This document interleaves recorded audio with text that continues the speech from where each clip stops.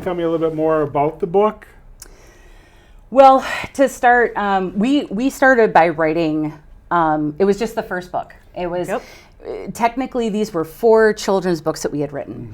And our publisher eventually was like, they're too long to be children's books, but they're not long enough to be each like an individual chapter book. And that's where the idea of the anthology came from.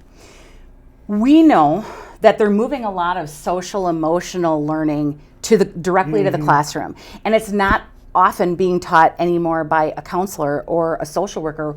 We're pretty busy. We're running small groups and seeing individuals. So a classroom teacher is left to try to navigate something that traditionally has always been done by somebody in our role. So what we did was we wrote the stories to facilitate that. The pictures were very strategic. They all align with different things that we've learned over the years. And so just as much as you might teach from something that happens, we wanted the illustrations to be something that you could use to talk about, a talking piece. And then for each of the stories, we wrote, I think, like what? Each story is different, but like between 7 and 10 lessons.